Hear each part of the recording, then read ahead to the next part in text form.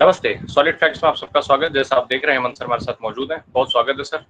Sir, हालात जिस तरीके से हैं और विजय माल्या साहब ने इतने लंबे समय के बाद एक जो ऐसा बम फोड़ा है, एक तरीके से कहा जाए, जिसमें ना केवल जो अरुण जेटली साहब हैं वो, बल्कि पूरी भारतीय जनता पार्टी और भारतीय जनता पार्टी के हिस्से से वर्तमान समय की जो वित्त मंत्री हैं निर्मला सीतारमण, बहुत सारी बातचीत उससे कही जाती है उनके बारे में। साल 2016 की याद आपको होगी, हमारे तमाम दर्शकों की भी होगी, किस तरीके से विजय माल्या को लेकर चर्चा हुई थी। लेकिन अब तो विजय माल्या ही बहुत सारी चीजों से पर्दा उठाते हुए दिख रहे हैं।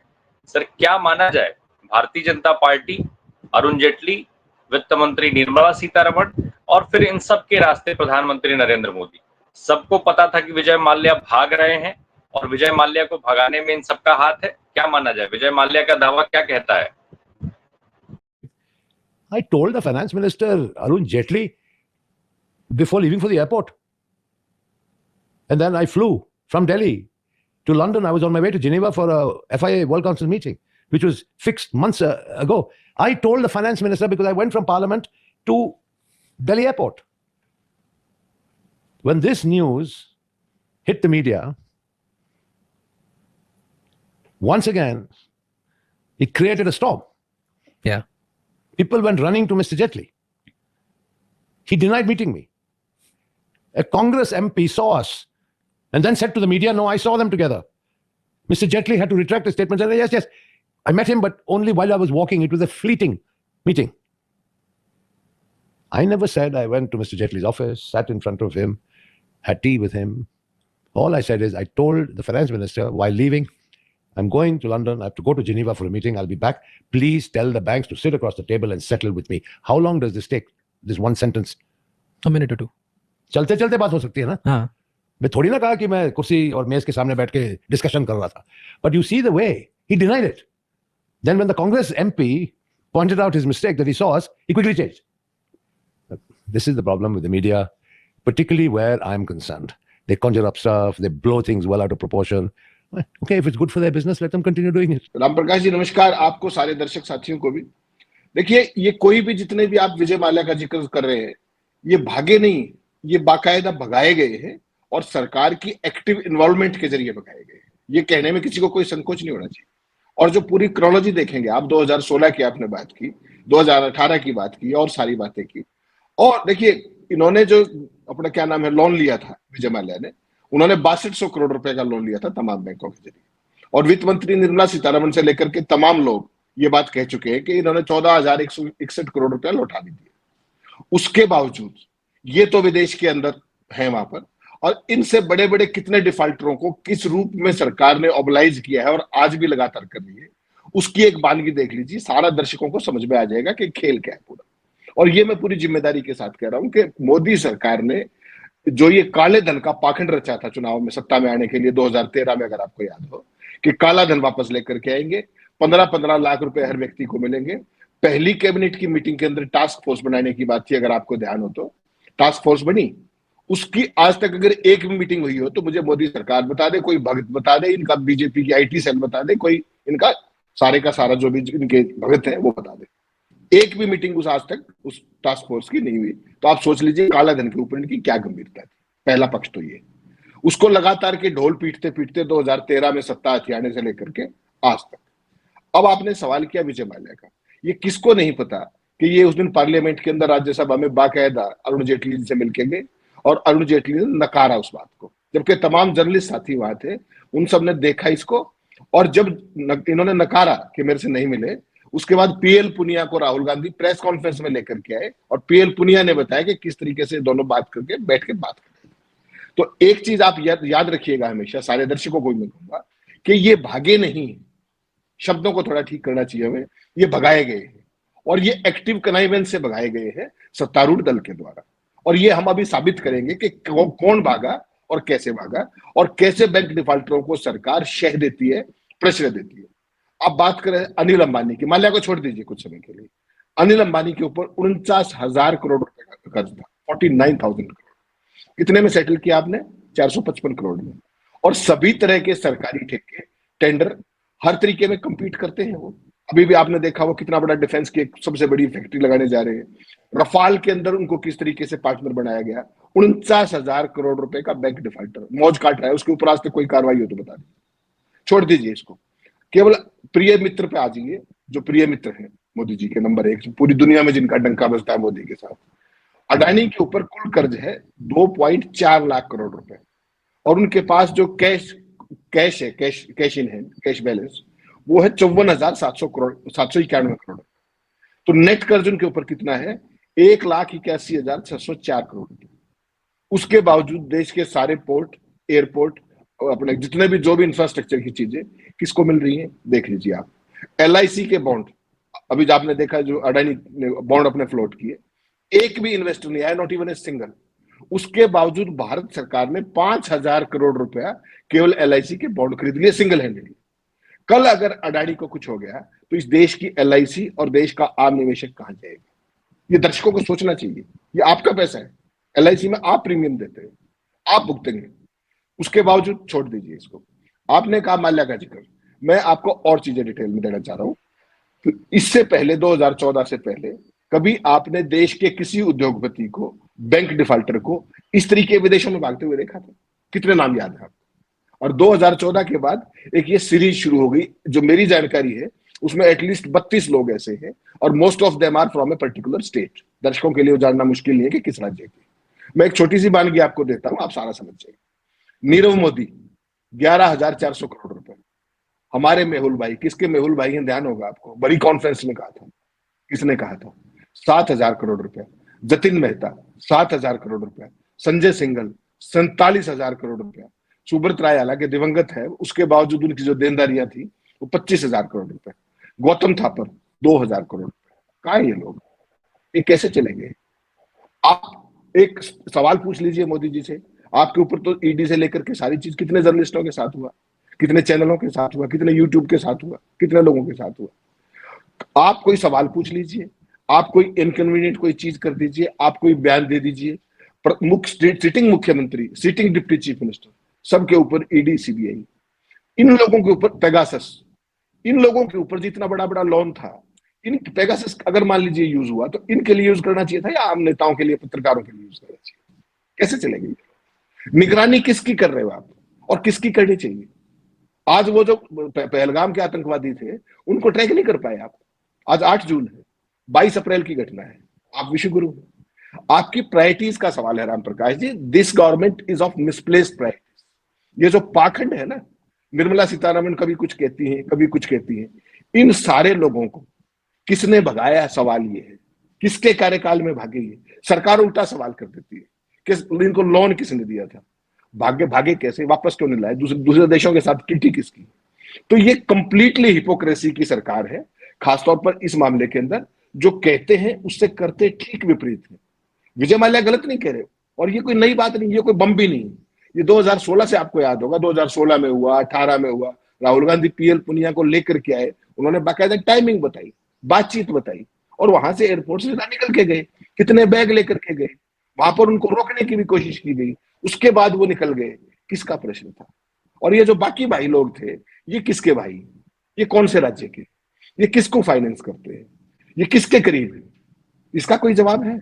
भक्तों को एक चश्मा लगा दिया, माल्या का ये, माल्या का ये। सवाल ये है कि जब जेटली साहब से मिलकर गए, जेटली साहब वित्त मंत्री थे भाई, सारी की सारी एजेंसियां उनको रिपोर्ट करती वित्त मंत्री को, उसके बावजूद वो निकल गए। और बीजेपी ईमानदार है और कांग्रेस बेईमान है। ये जो फर्क है ना, यही एक प्रोपेगेंडा लगातार पिछले 11 साल से, अब तो 12वां शुरू हो गया, उसमें यही चल रहा है। हकीकत में ये है कि आप ये बताइए ना, कैसे इसको जस्टिफाई करेंगे कि अडानी को एक भी इन्वेस्टर नहीं मिला और आपने LIC का 5,000 करोड़ रुपए लगा दिया? किसका LIC? आपके घर की है क्या? इस देश के 144 करोड़ लोगों की LIC।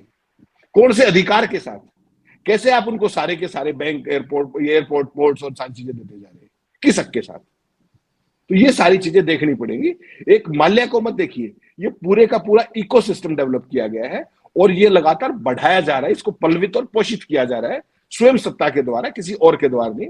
और ये अनिल अंबानी उसका एक सबसे ज्वलंत उदाहरण है, गौतम अडानी उसका सबसे बड़ा उदाहरण है, जितने ये भागे हैं उसका सबसे बड़ा उदाहरण है।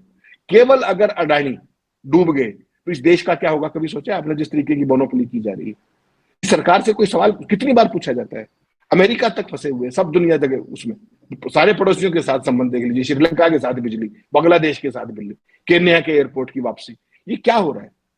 हमारे उद्योगपति तो हमारे ज्वेल होने चाहिए, ये हमारी किस चीज का कारण बन रहे हैं? जनता देख ले, दर्शक देख ले। सर, माल्या की जहाँ तक बात है, जिस तरीके से माल्या ने ये सारी चीज़ें कही है और आप जो बात अभी कह रहे हैं, जो सूची आपने गिनवाई, क्या अडानी साहब भी उसी रास्ते पर खड़े हैं, उसी राह पर बिल्कुल जा करके उसी चौराहे पर खड़े हो चुके हैं और अडानी साहब के साथ भी हम ये स्थिति कभी भी देख सकते हैं, हालात वैसे हैं।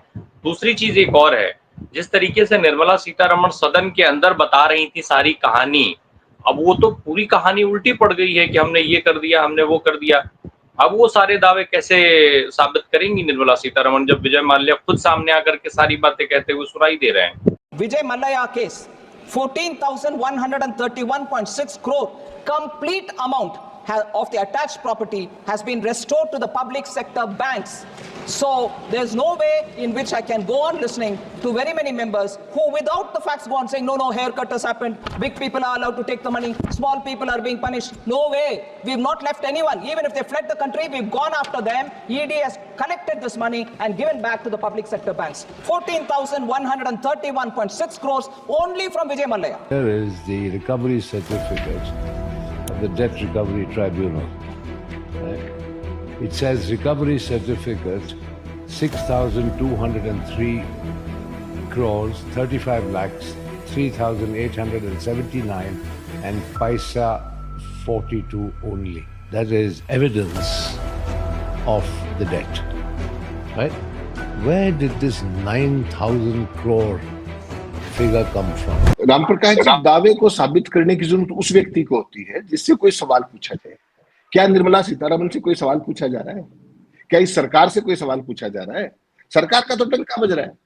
ये लोग पैसे लेके भागे, देश की लंका लगा के भागे, सरकार से ना कोई सवाल पूछने वाला, ना कोई जवाब देने वाला है। कहीं पॉपुलर नैरेटिव में मुझे आप ये सवाल दिखा लीजिए कि ये लोग कैसे भागे और इनको अभी तक क्यों नहीं लाया जा सका? कोई जवाब दे सकता है कि आपकी दुनिया भर की ट्रीटी है तमाम देशों के साथ, उसके बावजूद भी क्यों नहीं लाया जा रहा? सवाल ये कि विल पावर की कमी है, सीधे सीधे कनाइवेंस है सत्ता की।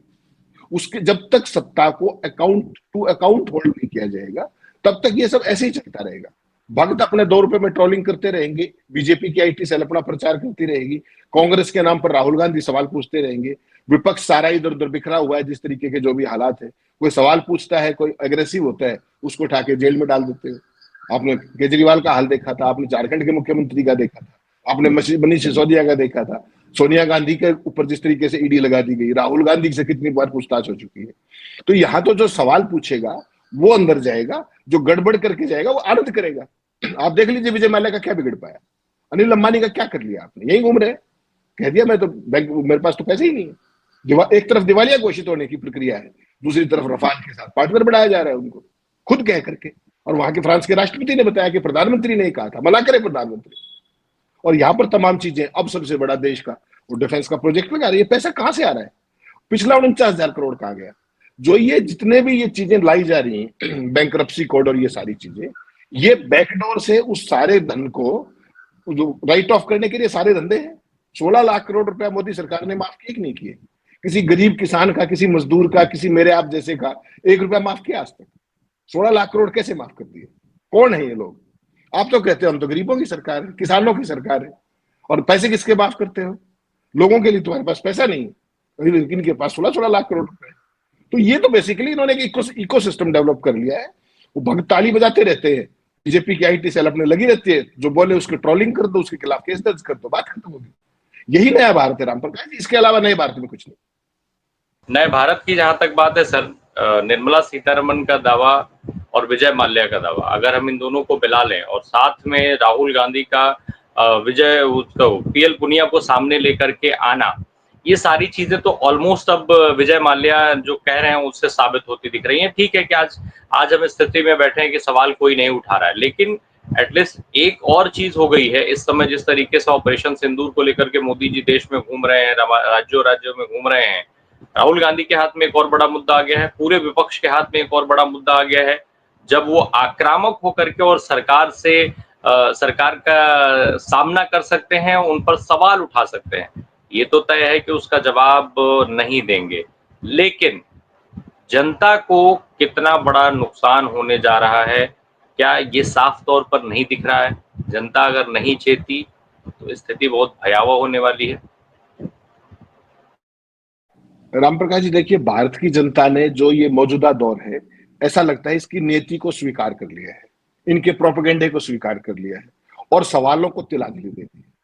जितनी बड़ी बड़ी चीजें हो रही हैं, उसके बावजूद भी जिस शर्मनिरपेक्षता के साथ पूरी भारतीय जनता पार्टी, उसकी आईटी सेल, उसके तमाम नेता सवालों की बजाय सवालों के जवाब की बजाय सवाल पूछने वालों पर हमला करते हैं, वो पूरी दुनिया में एक अजब उदाहरण है। देश के मीडिया को बंदी बना लिया गया है। देश की जितनी कॉन्स्टिट्यूशनल जो भी स्कीम ऑफ थिंग्स थी, जो भी हमारे ऑर्गन्स थे गवर्नेंस के, उन सबको बंदी बना लिया गया है। उसके बाद बचता क्या है? उसके बाद बचती है जनता। जनता क्या सड़कों पर आकर अपनी बात रख सकती है? जवाब है ना। भारत की जनता ने फिलहाल, जब मैं और आप बात कर रहे हैं, अपनी इस नीति को स्वीकार कर लिया है कि ये तो सर्वशक्तिमान है, इनका हम कुछ नहीं कर सकते। और जनता का इलाज कर दिया गया है। अपने 5 किलो अनाज, 82 करोड़ लोगों को 5 किलो अनाज दे दिया गया, वो खुश है। उसके अलावा सवाल मुक्त लोकतंत्र कर दिया गया, सवाल मुक्त भारत कर दिया गया। जो बोले उसको अंदर कर दो, दूसरी बात। और तीसरी सबसे बड़ी बात कि किसी भी सवाल आ भी जाए तो जवाब देना नहीं। आप आज रात को याद है, जब मैं और आप बात कर रहे हैं, 12वीं बार ट्रंप ने फिर बोल दिया, 12वीं बार एयरफोर्स वन के अंदर फिर बोल दिया कि मैं ज्यादा दावे नहीं कर रहा, लेकिन भारत और पाकिस्तान के बीच में ट्रेड को लेकर के मैंने सीज फायर करवाया। आज 12वीं बार बोल दिया। आपको पता है प्रधानमंत्री जी विदेश जाने वाले हैं, G7 में जाएंगे। मेरी चिंता केवल इस बात की है कि अगर मोदी जी G7 में जब जाएंगे और वहां ट्रंप ने उनके मुंह पे ये बोल दिया कि ये जो सीज फायर था ये मैंने ब्रोकर किया था, फिर मोदी जी क्या करेंगे? आपको ध्यान है व्हाइट हाउस में 12-13 फरवरी को क्या हुआ था? मोदी जी कभी प्रेस कॉन्फ्रेंस नहीं करते, उसके बावजूद व्हाइट हाउस के लॉन्स के अंदर प्रेस कॉन्फ्रेंस के लिए लाया गया ट्रंप लेकर के। ट्रंप ने मोदी जी के मुंह पे क्या कहा कि ब्रिक्स को घुटनों पर ले आऊंगा। ये अल्टरनेट डॉलर की बात करते हैं, डॉलर करेंसी की बात करते हैं, ब्रिक्स की करेंसी की बात करती है, उनको मैं घुटनों पर लेकर के आऊंगा। और भारत ब्रिक्स के फाउंडर मेंबर्स में से एक है। मोदी जी के मुंह से कोई जवाब निकला? उन्होंने क्या कहा ट्रंप ने वहीं पर कि मैंने मोदी जी से बात की टैरिफ डील पे की, भारत टैरिफ का टेररिज्म करता है सालों से, दशकों से, और ये हम बर्दाश्त नहीं करेंगे। मोदी जी के मुंह पे कह रहे थे। मोदी जी के मुंह से एक शब्द निकला। अब जब वो दोबारा G7 में जा रहे हैं, इनविटेशन आ गया है और उन्होंने जैसे कहा कि मैं बड़ा उत्सुक हूं वहां जाने के लिए, आपको क्या लगता है ट्रंप जो है ये बात दोबारा नहीं रिपीट कर सकते? अगर सारी दुनिया के वर्ल्ड लीडर्स के सामने और आपके मुंह पर उन्होंने ये दावा कर दिया, वो तो रोज ही करते हैं, 12वीं बार आज किए, उन्होंने अगर वहां कर दिया, फिर आप क्या मुंह दिखाएंगे? भक्त मंडली फिर क्या मुंह दिखाएगी? कल तक जो कनाडा किसी लायक नहीं था, जिस G7 का कोई रेलेवेंस नहीं था, आज सारे का सारा जो डॉगी मीडिया है वो G7 से महान किसी को नहीं बता रहा। G7 बहुत इंपॉर्टेंट है, बहुत रेलेवेंट है। कल तक कनाडा को यूजलेस बता रहे थे, आज उसको अपना ट्रेड पार्टनर बता रहे हैं, आज उसे ऐतिहासिक संबंधों की दुहाई दे रहे हैं। तो ये राम प्रकाश जी आपको समझना पड़ेगा, ये झूठ की बुनियाद पर, completely false narrative, fake narrative के आधार पर एक ऐसी बुनियाद पर वो चीजें खड़ी की जा रही है नैरेटिव को, जो पूरे तरीके से ध्वस्त है, जिसमें कोई तथ्य नहीं है, जिसमें कोई तर्क नहीं है, जिसमें कोई बहस नहीं है। उसमें केवल और केवल एक चीज है, कुतर्क और मिस इन्फॉर्मेशन। और इन दोनों का जब कॉकटेल बनता है तो उस देश का क्या हासिल होता है? वो भारत है उसका एक आधा उदाहरण। पूरी दुनिया में आपको ऐसी डेमोक्रेसी नहीं मिलेगी जो इन सब पैरामीटर्स के ऊपर फिसलती जा रही है, बिल्कुल रसातल में जा रही है, और देश फिर भी डंका बज रहा है, मोदी का डंका बज रहा है। वो सारा डंका आपने देखा जिस तरीके से पाकिस्तान के साथ हमारे घटनाक्रम में हम आइसोलेट हुए, आतंक के शिकार हम, आइसोलेट भी हम। मोदी की track 1 diplomacy fail, track 2 diplomacy fail, 51 सांसदों को 33 देशों भेजा जा रहा है। ये नहीं बता रहे वो किससे मिलकर के आए, कौन से मीडिया से इंटरेक्शन किया। Complete fake narrative, completely. और देश के लोग क्या समझ रहे हैं? धर्म की पुड़िया चटा रखी है, हिंदू मुस्लिम कर रखा है। पढ़े लिखे लोग हिंदू मुस्लिम करते हैं, सांप्रदायिकता की ऐसा जहर बो दिया गया है, और उसके बावजूद भी ये किसी सवाल का जवाब देने को तैयार नहीं। सब सिर्फ साधारण 2 सवाल पूछ रहा हूं। पहलगांव के हमलावर कहां है? कितना समय हुआ? 1.5 महीने से ऊपर हो गया। वो जो वहां पर पहुंच पाए, सिक्योरिटी का लैप्स किसका था? इंटेलिजेंस का लैप्स किसका था? जब वो बाहर हैं तो आपने बदला किससे लेंगे? और जो पाकिस्तान के साथ सीज फायर था, मोदी ने अब तक ये क्यों नहीं कहा खुद अपने मुंह से कि ट्रंप का इसमें कोई रोल नहीं? 12 बार वो कह चुके। पाकिस्तान की गोली का जवाब आपके गोले से है, ये तो रोज रैलियों में कहते फिरते। कितने रोड शो कर दिए। फिर एक सवाल पे आ रहा हूं, मूल सवाल, अगर पहलगाम ना हुआ होता, अगर ऑपरेशन सिंदूर ना हुआ होता तो भारतीय जनता पार्टी के पास आज क्या मुद्दे थे? एक मुद्दे का नाम बता दी। ये विजय माल्या वगैरह तो लाए जाते हैं एक खास तरह के, ताकि नैरेटिव को पलटा जा सके, डिप्लोमेटिक जो डिजास्टर हुआ है उसको पलटा जा सके। ये इस काम के चैंपियन है। अरुण जेटली अब रहे नहीं, उनसे कौन सवाल पूछेगा? उनकी कौन जवाबदेही तय करे? इनसे कोई सवाल नहीं पूछेगा। आप दिखाइए किस चैनल पर बहस चल रही है विजय माल्या को लेकर के, इस अखबार में खबर छपी है, कहाँ एडिट छपे हैं, कहाँ बीजेपी को 2 अकाउंट होल्ड किया गया है? जवाब है ना, होगा वो जो ये चाहेंगे। तो जो डिप्लोमेटिक डिजास्टर था और जितनी भी आपकी नाकामियां थी, उन सारी नाकामियों को आपने यहां ला करके खड़ा कर दिया कि उनको फॉर द टाइमिंग छोड़ करके यहां ले आओ, उसके बाद कहीं और चल पड़ेंगे। G7 आ जाएगा, फिर मोदी का डंका बजेगा। अब ये देखने की बात है कि जब मोदी G7 में जाएंगे राम प्रकाश जी, क्या उनकी वही घटिया किस्म की ऑप्टिक्स और थिएट्रिक्स जारी रहेगी, मोदी मोदी वाली, हाथ हिलाने वाली? आप G7 के मेंबर नहीं हो, स्पेशल इनवाइटी हो, उसके बावजूद भी भारत का मीडिया क्या दिखाता है? मोदी का सड़कों पर ये, मोदी का वो। अब ये देखना है कि जो अब ये डिप्लोमेटिक डिजास्टर हुआ पूरा, पहलगाम के बाद भी और ऑपरेशन सिंदूर के बाद भी, क्या मोदी उसी पे स्टिक करते हैं, उसी डिप्लोमेसी पे, ऑप्टिक्स और थिएट्रिक्स की पे, या कोई वो मीनिंगफुल सीरियस डिस्कशन करते हैं वर्ल्ड लीडर्स के साथ, साइडलाइंस पे नेताओं से बात करके कि देखिए पाकिस्तान आतंकी राष्ट्र है, हम ये कर रहे हैं, ये उनका डोजियर है, तमाम चीजें वो देंगे? या फिर वही दांत निकाल के, फोटो खिंचा के, एल्बम बनवा के, वीडियो बनवा के भारत में आके भक्तों को डोज दे देंगे? यही देखने का सवाल है इस G7 के अंदर। बिल्कुल। एक और चीज, अब जब विजय माल्या खुद सामने आकर के उन्होंने कह दिया कि भाई वो भगोड़े नहीं है, भागे वागे नहीं गए थे, सरकार ने उनका पासपोर्ट रद्द किया और पासपोर्ट रद्द करने के बाद वो लौट नहीं पाए। सर, क्या ये सारी चीजें प्लान्ड थी कि विजय माल्या देश छोड़ेंगे, फिर उनका पासपोर्ट रद्द किया जाएगा, आगे चल के वो ना तो भगोड़े कहे जा सकते हैं, भाई कल को अगर वो इंडियन कोर्ट्स में आए तो वो तो कह देंगे यही बात, वो इंडियन कोर्ट्स में कहेंगे कि भाई हमारा पासपोर्ट रद्द कर दिया गया, हम कैसे आते हैं, हम तो कोई भगोड़े नहीं, हम आज भी पैसा देने को तैयार हैं और फलाना ढिमका इत्यादि इत्यादि इत्यादि। और फिर माफ करने का प्रचलन तो है ही, जैसा आपने एक आंकड़ा दिया 16 लाख करोड़ का।